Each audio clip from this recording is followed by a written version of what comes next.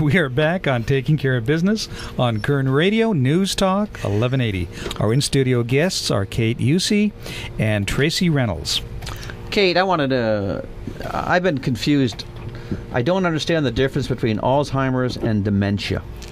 That is a very common asked question when I'm out in the community speaking and anybody that inquires about it. Honestly, the easiest way to describe the difference is your ability to function. Someone with dementia forgets a lot of things, their mind is gone, but they still have the ability to function. They still can walk, they still can talk. Their memory, their short-term memory is gone. Alzheimer's affects your functioning, your ability to walk. You start to walk, you progress to a walker, you'll start to shuffle, you lose your inability, you become very confused with several things on the table. If there's a salt and pepper and sugar and a fork and a knife and a spoon, everything looks the same and it's confusing. What do I do? Dementia, you don't really have that. That functionability is, I guess, the easiest way to describe it. Do you also treat patients with dementia or strictly Alzheimer's? Our daycare center is for anyone, whether they have dementia, Alzheimer's. We have vascular stroke victims there. Any adult that needs supervision during the day, a safe, loving environment. That's what we're there for. And if someone needed to contact you or your group, who would they call, or where would they call, or what's the number? Our phone number is 393-8871, and we have respite also in the Taft area that's offered on Thursdays from 9 to 3, and that's at the First Baptist Church at 220 North Street, and also on Fridays from 9 to 3 in the Lake Isabella area, and that is at the Senior Center. So we do have outlying respite sites as well. Marty, the last two numbers were 71 on that phone number. Did you forget and write it down wrong? Cute. I used to do a lot of long-term care, and I actually teach the long-term care class that agents have to be able to market long-term care. And one of the things that always comes up is the respite care, because as you said, I mean, I can remember with my own grandmother, my mom taking care of her, how tough that was, and how we all had to come in shifts to try to break her. But without that respite care, which you guys provide, it's not anything that you could do long term. I can think of a lot of classes I've taught where people in the class, somewhere in the class, will start breaking down because they've had that similar experience. Right. I know my generation is basically, and your generation is what they call the sandwich generation, where you're going to take care of kids as long as you're going to take care of an elderly parent. Mm-hmm.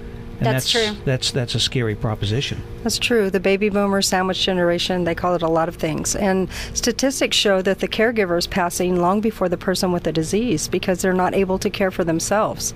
So the respite that we offer is mainly focused for the caregiver so that they can go to a doctor's appointment. They can go grocery shopping. They can maybe just go home and take a nap and get some much needed rest. Or just go to the mall and go shopping, just to do something that's, mind-numbing and different from what they're having to do all day long. We suggested a lot of times that they go and have lunch with a friend. They lose contact with their outside world as well. Is there any charge at all for your services? Yes, there is. Unfortunately, again, the non-paid, we do have some grants that will assist with those that can't afford it. But our rate is only $10 an hour with a 3-hour minimum, which is extremely reasonable. Very reasonable. And that's for in-home, or they have to come to the facility? No, they have to come to the facility. And do you have in-home care? No, we don't provide that, but we work with outside agencies that do provide that do work with us on that. But it's not at $10 an hour, I'm sure. No, it's not. It's a lot more expensive than that. Okay. One of the things that I know we talk about in the class that I teach is that, I just wanted your input on this, is that people tend to lose the abilities to do these activities of daily living in reverse order to how you pick them up as a child. Is that how you see it? Oh, absolutely. They start to regress. It's the aging process. It's the process you go through with dying, actually, if you think about it. We revert once we die. We're in the the fetal position. We revert, it's backwards. My mom now follows me around like she's my child. Right. Whenever we go anywhere, she'll follow me around. She's she's getting to where she's unstable on her feet, and so you have to hold her hand like you would a child to get them up onto a curb. You would have to hold her hand at this point. She is living in a private home that is for patients right now because it just got so much that we couldn't possibly take care of her on our own. I tried to move her to my house, and she was so combative about that that we had to make that decision to put her into a home. But still, I have to call her daily, and every conversation is the same, and it consists of two subjects. Tracey, how is your family, and have you talked to your brother lately? Oh, boy. Yeah. And that is it. A 20-minute conversation is those two subjects over and over and over again. It's very sad. Sure. Marty, what are those activities of daily living, the ADLs? Oh, you're going to make me switch hats here. Let's see. The activities of daily living are being able to transferring continence, the ability to eat, the ability to walk. So they're just normal things. Or the other trigger is Alzheimer's or dementia. Right. So, which unfortunately happens. What's very interesting is there is a program out there or a product that insurance agents sell called long-term care. And if people can't do two of those activities, they qualify for long-term care. That's right. Which will help pay for all these services that these ladies are bringing to the table today. Well, yeah, because what's going to happen, unfortunately, when you're looking at Medicare, which doesn't pay a lot when it comes to this kind of care, you're looking at a scenario where it's going to break the bank. I mean, to me, it's a bigger issue than the healthcare issue. Yet it's not an issue that we're looking at because our generation, the baby boom generation, is about to retire. Or actually, they are retiring now for the next 10 or 12 years. And there isn't enough people behind us to pay for the cost because we're living longer, not necessarily better, but we are living longer. So it's doing is making the problem worse.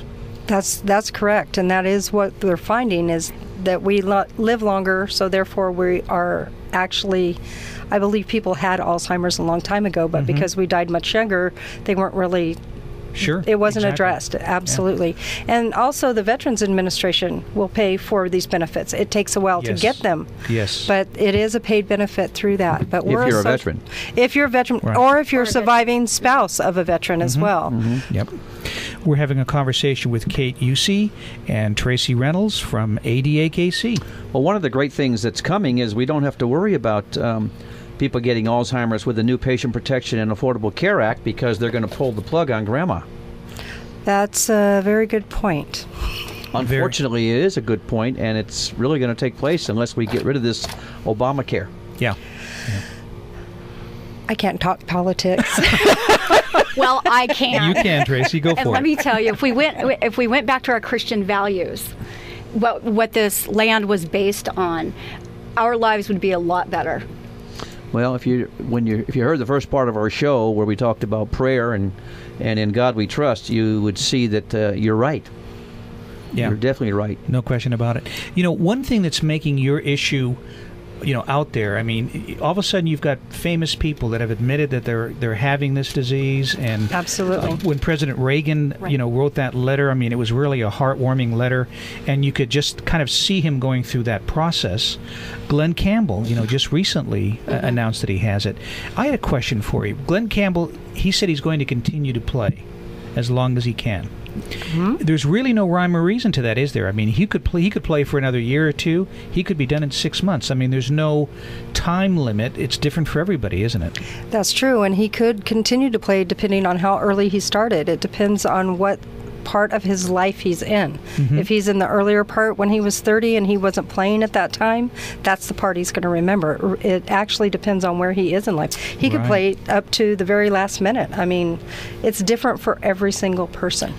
My mom's had the... I'm sorry. No, that's okay. Go ahead. My mom's had the disease about 8 or 9 years now, and she doesn't physically recognize her grandsons or my or her granddaughter, when she's in their presence, she doesn't realize that it's them unless they speak to her, "Hey, Grandma." She does still recognize me. It's hard sometimes for her to recognize my aunt. So it's just, it's whatever stage. We were talking to somebody the other day that his parent had Alzheimer's for, 2 or 3 years and then passed away. So it's just, it's on an individual basis, the progression. Again, if you need some information on the program, you can dial 393-8871 here in Kern County. And they also have a golf tournament coming up what day? September 9th at 12:30. September 9th at 12:30. And the same phone number would be 393-8871.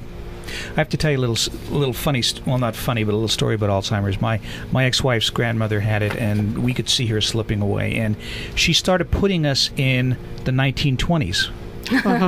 Putting us back. And then all of a sudden she forgot who we were. And she lived with us for a little while. And I used to give her a little bit of blackberry brandy at night. She loved it. So she totally forgot who we were. She's back, 70 years ago. And I used to walk in and tell her, "Grandma, what about, would you like a little blackberry brandy?" And then all of a sudden she'd remember who I was.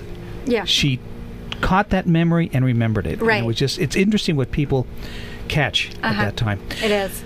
Again, that phone number is 393-8871. I want to really thank you two for being here, and thank you for the ministry that you have, and it's really a blessing, and I'm glad you guys could take that time and be with us today. Thank you so much for having us. We really appreciate your time. And we'll definitely have you again. Thank you. Thank you so much. We'll see you again in 167 hours on Taking Care of Business.